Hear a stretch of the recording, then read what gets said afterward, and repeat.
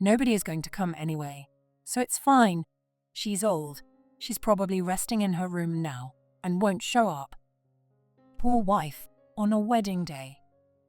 On the day of the wedding, when I went to the waiting room, I caught Charles, my soon-to-be husband, in the act of cheating. I had my suspicions based on his behavior, but I never thought he was actually cheating, so I was shocked and frozen. However, anger quickly overtook the shock of being cheated on. The ceremony's starting. Hurry up. So I gathered people immediately so they couldn't make any excuses. My name is Maria Brown, 33 years old. I work at a hospital where I handle reception and administrative duties. It's a fairly large hospital with many visitors every day, so it's always busy but rewarding work. I'm not a doctor, but I interact with patients often, and although it's not directly related to my job, I've become interested in medical care. Even though I'm just a receptionist, I want to provide support that can reassure patients who are probably going through tough times. Since I enjoy reading, I often read books at home when I'm not working, and I don't dislike studying. With a fulfilling job and a life of serious learning at home, I found myself in my 30s before I knew it. I started hearing more about people around me dating and getting married. And with no place to go other than work and home, I began to feel a sense of urgency.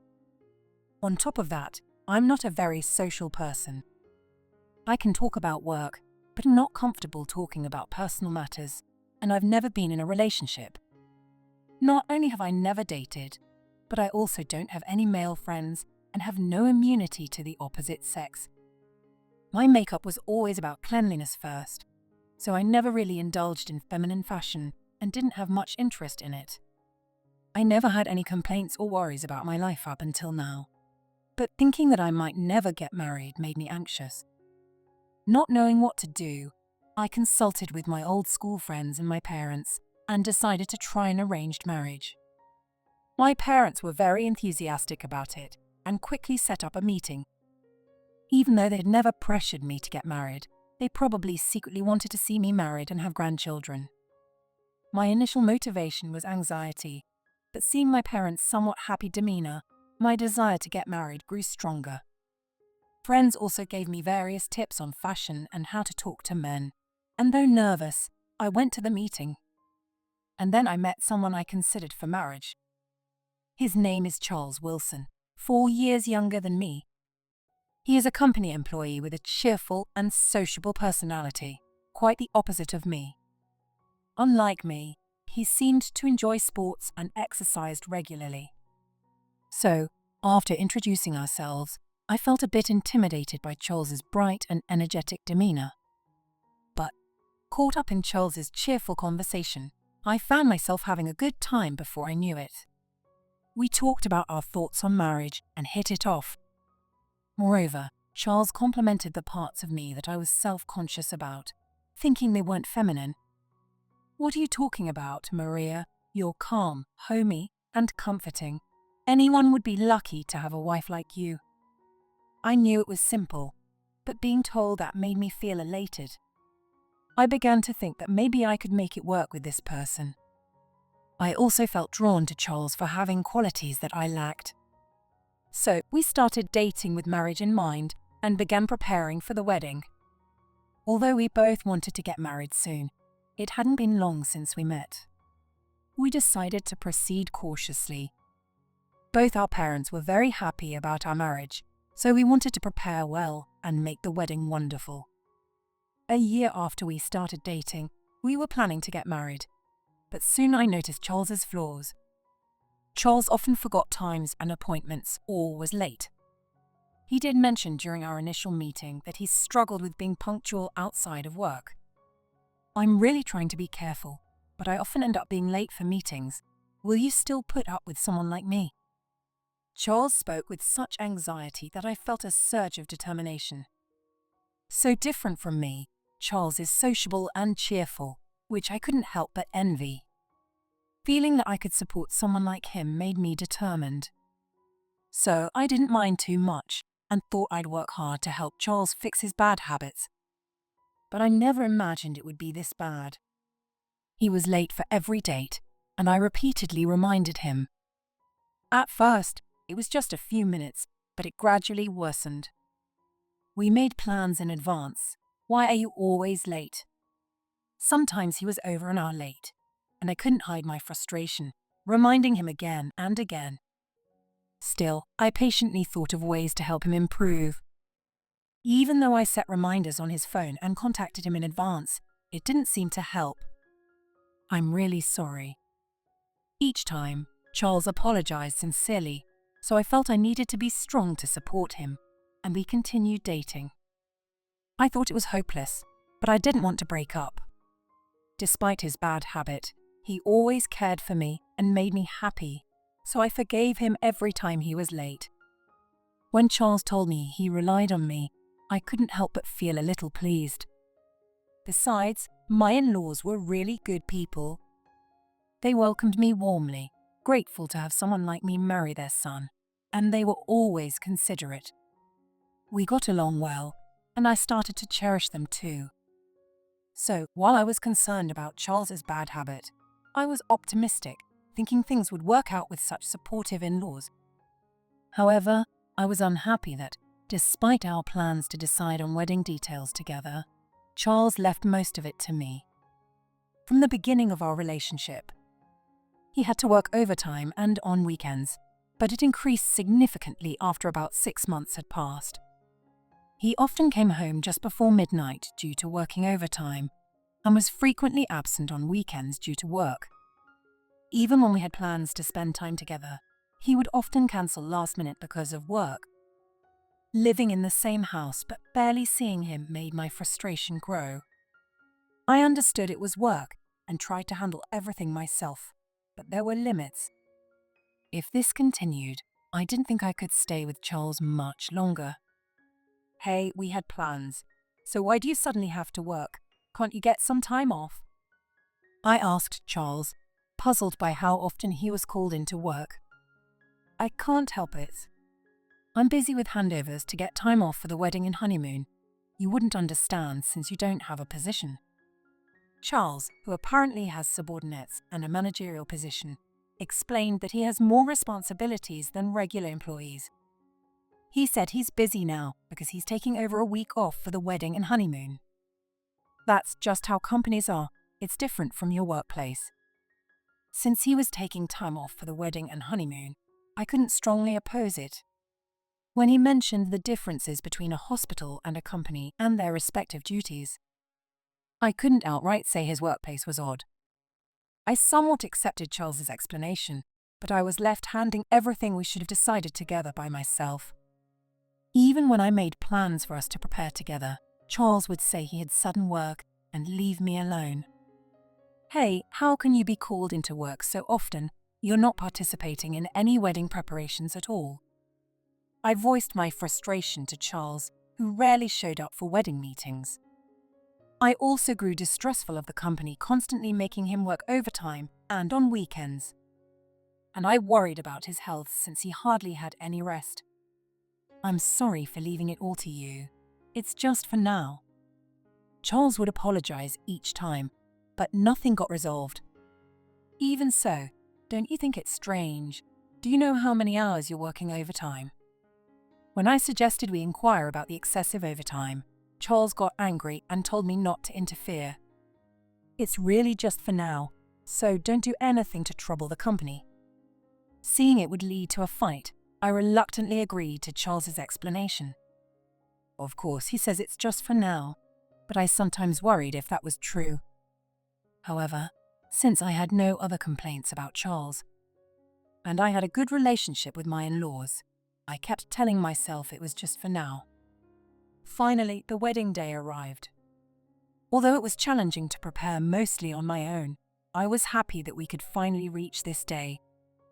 Today, after getting dressed, we would take photos and have a family gathering with both our relatives before the ceremony. We started getting ready around 5 a.m., and I changed into my dress. I had tried it on when I chose it, but it felt different on the actual wedding day, perhaps due to my different mood. My parents happily complimented how beautiful I looked, which made me feel a bit embarrassed. Seeing Charles dressed and ready, I tried to calm my fluttering heart and looked at his outfit. "You look great, Charles. It's finally our wedding day."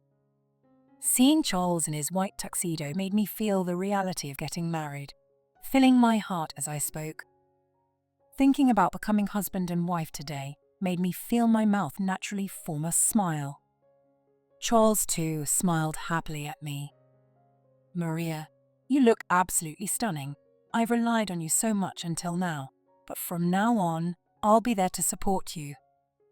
"Yes, I'm counting on you," Charles declared with a determined voice, and I smiled, feeling a sense of happiness. After the photo session, we had the family gathering. Everyone looked so happy, and my in-laws smiled with relief. My parents were also happy, with my mom already tearing up with joy. It had been tough until now, but receiving congratulations from my relatives made me emotional, almost bringing me to tears even before the ceremony. After the family gathering, there was some time before the ceremony, so I decided to take a break. Having been active since early morning and not eating much due to the dress, I felt tired. With the ceremony still ahead, I decided to take it easy and have a light snack. My parents decided to stroll around the venue and chat with other guests who were starting to arrive. Today's venue was quite luxurious, and they seemed excited to look around. Watching my parents leave happily, I stayed in the waiting room alone, quietly reviewing the letter I planned to read to them during the ceremony. Charles was in another room, checking the ceremony schedule. He seemed to be aware that he had left most of the wedding preparations to me, which was a bit of a relief. Despite my previous reminders, he hadn't changed much, but now I felt he might be reliable. Sitting and resting, I realized that thinking about the upcoming wedding made it hard to truly relax. After finishing the review of the parts where I would give a speech during the ceremony, I felt uneasy being alone. Feeling refreshed after my break, I decided to join Charles and go over the ceremony schedule together. So I headed to his waiting room. When I quietly approached the room, I heard voices, expecting only Charles. I hesitated for a moment. Thinking it must be a staff member, I decided to go in, but something about the conversation sounded off. I couldn't hear the exact words, but the tone felt strange, not like a business discussion or a chat with a friend. It had a sweetness, almost like a conversation between lovers. Thinking I was too conscious, I peeked into the room out of a vague sense of unease. To my shock, I saw Charles and a woman I didn't recognize clearly engaging in an affair. "Nobody will come for a while, so it's fine," Charles said, starting his unfaithful act. "Even though it's your wedding day, poor wife," the woman responded, not stopping him and seeming pleased. I had suspected Charles's excessive overtime might mean he was cheating, but I convinced myself that Charles wouldn't do that, believing he was genuinely looking forward to our wedding and not neglecting me. Yet now I saw the truth right before my eyes. I had been desperately convincing myself that he was looking forward to our wedding and that I was just overthinking. So, while it was shocking to see the affair, part of me wasn't surprised. Looking back on Charles's behavior, I realized it all made sense if he was cheating. I felt a pang of sadness, but more than that, I was furious at Charles's selfish actions. After a moment of shock, I quickly recorded the scene with my phone. Determined not to let this slide, I kept filming, despite feeling disgusted by their behavior. Once I had enough evidence, I quietly moved away from the room and called my parents and in-laws. "The ceremony is about to start, so hurry." I tried to stay calm, but my explanation wasn't very clear. My parents and in-laws seemed confused by the sudden news, but I urged them to come to Charles's waiting room quietly. I also sent them the video proof immediately. Soon after, my parents, in-laws, and even some of Charles's colleagues arrived. Apparently, they were together when I called, and they were curious enough to come along. Seeing the video I sent, They were shocked to learn about Charles's affair and wanted to see for themselves. Charles was a highly trusted employee at work, and they felt the need to verify the truth. With tense faces, we mustered the courage and burst into the room. There, the two of them were disheveled and almost naked. The room was a scene of undeniable infidelity. "What's going on?" "Wait!" The two of them screamed in surprise as we entered, and everyone looked furious. "What the hell are you doing?" Charles's parents were especially angry because they had always worried about him and had been looking forward to the wedding. Charles's colleagues looked at him in disbelief. One of the colleagues then informed me that Charles's affair partner was Mary Davis, who worked at the same company as him. Apparently, Mary had been flirting with Charles since she joined the company. She was beautiful, and Charles seemed to enjoy the attention. Since Mary was his junior, Charles often paid attention to her, even after Charles's engagement was announced. Their closeness didn't change, and rumors of their affair circulated quietly within the company. However, due to Charles's cheerful personality and reliable work attitude, few people took the rumors seriously. Most people just thought they were close colleagues. Given the trust people had in him, everyone was quite shocked. Pressed by their colleagues, the two began making excuses. "This isn't an affair. It's a misunderstanding." "That's right. We would never do such a thing." Astonished at their audacity, I showed the video evidence I had recorded. "After doing this, you still won't admit it." The undeniable content of the video made everyone else even more furious. Ignoring the harsh stares, the two continued their noisy defense. "What? When did you record that? That's illegal spying." "Spying on us? How low can you get, old lady?" While they admitted to the affair, they started accusing me of spying. Trying to shift the blame, they wanted to distract from their infidelity. But my parents quickly shouted back in anger. "Don't be ridiculous. You're the ones who are disgusting. How dare you hurt our daughter and then say such things?" Maybe frightened by the intensity, Charles's confidence waned, but he still tried to make excuses. It wasn't really an affair, just a bit of fun before the wedding. Mary, enraged by Charles's pathetic excuse, snapped. What are you saying? You promised you'd divorce this old lady and marry me. Was that a lie?" Mary's words made me realize that any remaining trust I had in Charles was gone. Cheating was bad enough, but it was clear from Mary's words that Charles had spoken ill of me. And Charles's response to Mary's outburst was even worse. "You can't do any household chores. You're okay for fun, but not as a marriage partner." The two of them started arguing. I was astonished by their selfishness. It became clear that Charles thought of me as a convenient woman. Until now, I had found his younger age somewhat endearing, but I couldn't tolerate it anymore. As I let out a deep sigh, Charles desperately pleaded. "The person I really want to marry is you, Maria. This woman is just making things up. It's not true. Please believe me." Charles tried to shift all the blame onto Mary, claiming he wasn't the one cheating. Charles desperately claimed that meeting with Mary was just to enjoy his last bit of freedom before marriage. But he seemed unaware of what he was saying. Even before the wedding, he was prioritizing Mary over me, despite being in a relationship with me. It was unbelievable that, caught in the act, he still tried to make excuses. I was initially stunned by his shamelessness, but then my anger surged again. "You kept saying it was work, but you were just cheating. Lying about overtime and weekend work. I don't want to marry someone like you." I firmly rejected Charles. I couldn't stand the idea of spending my life with someone who thought of me as a convenient housemaid. Charles had broken most of his promises to me, claiming to be busy with work. Even for our wedding, he dumped all the preparations on me while he was cheating. I had actually contacted his company, suspecting something was off, and inquired about his working hours. They told me Charles rarely worked overtime and had been leaving on time, especially after we started planning the wedding. They also said weekend work was impossible, as nobody had been working weekends for the past few months. "What? You investigated me without my permission?" Charles complained, but his face turned pale when I revealed what I had found out. The colleagues, unaware that Charles had been lying about work, looked even more disappointed in him.